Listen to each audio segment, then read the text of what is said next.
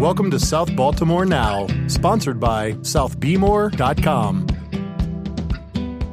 Welcome to South Baltimore Now, where today we have a very special episode with Farid Salloum. Farid is the CFO, Chief Falafel Officer of Baba's Mediterranean Kitchen, located on Fort Avenue here in South Baltimore. And over the last 14 and a half years, Farid has done an amazing job of bringing us his delicious dishes that he's carried over through his family. And today on this podcast, we're going to get into things like family upbringing, more about his cookbook that he has out that's available for purchase. You really want to talk about the restaurant industry here in South Baltimore and any tips he may have for other restaurateurs and his keys to success for longevity. And if he has anything to say to his wonderful South Baltimore community that has supported him over the last 14 and a half years. We're excited to bring you here to this interview. Thank you all for tuning in. Farid, welcome to the show. How you doing? I'm doing well, thank you. After 14 and a half years, you've done an amazing job in the neighborhood of just getting the word out, creating a brand for yourself, and customers love you here. The community loves you. You know, we wish you all the best, and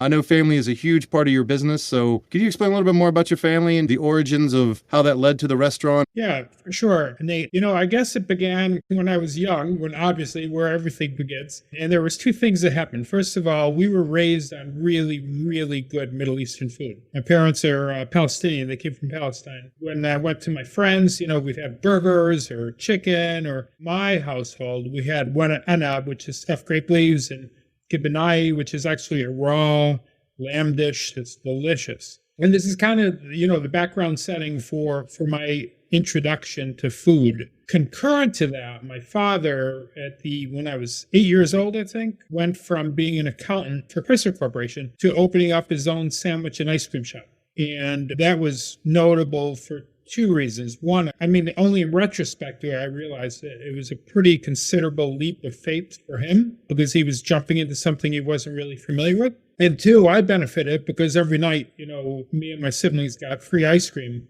brought to us, which was awesome. So that's kind of like the background setting. And then you fast forward a few years, I was in engineering, and then I got an MBA, and I went to high-tech marketing. And eventually I just got tired of corporate. And I kind of either maybe subconsciously followed his footsteps and kind of jumped ship. And I wanted to open up my own place. And of course, it's a natural fit for me to be in the Mediterranean food space because that's what I love and know and am good at. Where did you grow up? So I was born and raised in Syracuse, New York. Farid, can you tell us a little bit about what have been some of the keys to success for you for longevity in the industry here? I think it's different for different owners. The driving force for me was kind of a passion for the business and passion for relationships, really.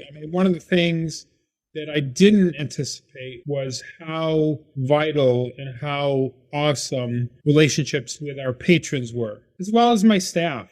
Managing a staff can be challenging, but in the long run, you get to nurture people and grow with them and learn from them. They learn from you, you learn from them. There's kind of a trade. And then you have all these really, Nate, I know you can identify with this because, you've been in the place and I'm sure you see this out in the streets. The relationships that we had with our patrons, I think, were really special. There'd be countless times, maybe 20, 25 people have told me that their first dates with their spouses were at Baba's. And that's the people that people have told me. It's a good first date place. If I had a first date, I'd love to go there if I didn't own it, that is. I think passion is really important. I think loving food. I don't think that making money, I know some people do this, but I don't think making money should be a driving force. There isn't a lot of money in this business per se. I think it has to do with loving food and building relationships. Part of me really wants to know, will I ever be able to get any of these dishes at any point in time down the road from you? Have you ever thought about partnerships with other restaurants, to kind of keep your hand in it? Or, another restaurant, hey, tonight we're serving hummus by Baba's. As far as partnering with people, we're kind of closing for a range of reasons. I think my staff needs to grow, and I think they're awesome. I think they've done a wonderful job, but I think there's opportunities for them to grow outside of Baba's. I think COVID has been hard on us. I know COVID has been hard on us, and we weathered the storm fairly well, but you can weather a storm only so long. And the third reason is that, I've been running it for 15 years, and I just want to rest. Running a restaurant is a sport for the young. It is not a sport for people a little bit older. And I want to spend a couple of years just resting, traveling a little bit, and then I'll reconsider going back into the restaurant industry. But not until I had a chance to rest. I was going to ask if you're going to take up golf or take up tennis or travel, but it sounds like travel might be on the horizon, which is amazing. Any place in particular? Or?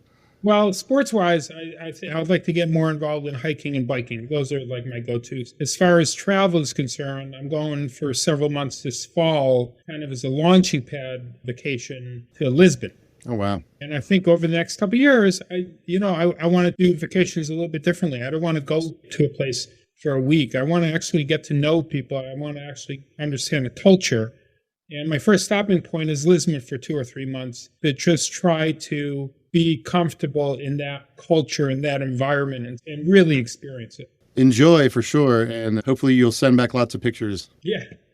Bob was on the road. And speaking of on the road, you've done one of the coolest things I've ever seen was your newsletter that you put out. Is that something you might keep going in some sort of fashion, maybe from your travels? Yeah, some people have asked me to do that. I'm on the fence about it. It's under consideration. I think Baba's itself is a force, and once it closes, it's a consideration. I mean, I'm a pretty good writer. I really loved writing those emails. I love communicating the importance of food and local and travel and relationships. I love communicating that. And maybe it's something I enjoy continuing. So, I'll put it under consideration. Would you like to see that? Is that something that you'd be interested in? You traveling around the world and tasting new things and trying new dishes and maybe posting on that? I think that would be incredibly interesting. And maybe you're going to pick up some new subscribers. You could even podcast from the road. Why not? One of the coolest things I've ever seen in local restaurant marketing is people that took pictures of Baba's merchandise and your business card from around the world and posted those pictures on social. And businesses out there, if you're listening, all kinds of ways to market yourself and get your name out there and create a little buzz for yourself. And Farid has certainly done an amazing job of that. Let's talk a little bit about the community, what the South Baltimore community has meant to you. First of all, I actually live about 3 blocks away from Baba's. So this is my neighborhood, and that's why it's especially important to me. One of the things I discovered in COVID was how passionate people, neighbors in South Baltimore were. If I was going to say anything, Wyatt over at Wiley Gunter's and Ivar's over Captain Larry's and Mike over at Barflies and down in Little Havana. I mean, these are all locally owned and operated places that really depend on us, depend on the neighbors. I know people rave over Chick-fil-A. But if you have a choice between Chick-fil-A and having a meal at Shotty's, whose owners are just like 1 block away, I like to suggest that people go to the latter instead of the former. Community is important to me. And I think that's something we discovered in COVID is the relationships that we have with our neighbors are pretty important. I mean, I remember the first few months where when you're walking past someone on the sidewalk, you try to stay away from them, or if you greet them at the beginning, you didn't shake hands or you didn't hug because that was kind of taboo at the very beginning. I mean, it was painful, but it also made you appreciate the importance of the human spirit and touch. What do you think you're going to miss the least? So today was my day off. I spent 6 hours prepping, unplanned. Part of that is because we're closing, but it's not unusual. Last week, the HVAC system broke, and I had to scurry to find someone to come in right away to fix it, and that was a pain. So what am I going to miss the least? I'm going to miss having to manage equipment and manage stuff that's out of our control, not to dissuade anyone that works in the service industry, but a lot of those people are stressed, and you're stressed in repairing it. So that's something I'm not going to miss at all. That's real talk from Farid right there. Now, of course, the follow-up to that, Farid, is what are you going to miss the most? Oh, that's an easy one. I love our customers. I love our patrons. And in the book, I even say that the word patrons isn't a grandiose word enough because, I mean, these are people that are the engine of my business, right? They're the ones that make me happy. They're the ones that keep my staff employed. We were fortunate to have people that really cared about the food and cared about us. That was just wonderful. The relationships we had, and not only me, I mean, it's just not a me thing. There's Billy and Ryan, who have been managers for me for 14 years, and the rest of my staff, on average, 6, 7, 8 years. They've built relationships too. And all of us are sad because we all recognize that we have to close. At the very beginning, I told my staff that they didn't report to me, that they reported to the customer, because really they do, and I do too. And we loved having them come in, no doubt about it. I'm going to miss my customers. I'm going to miss my staff, especially, like I said, Billy and Ryan. We've been working closely together for 14 years, and these are people that we don't have rifts with each other. We support each other, and we got each other's back every single day, every single hour for the past 14 years. And that's something I'm going to miss for sure.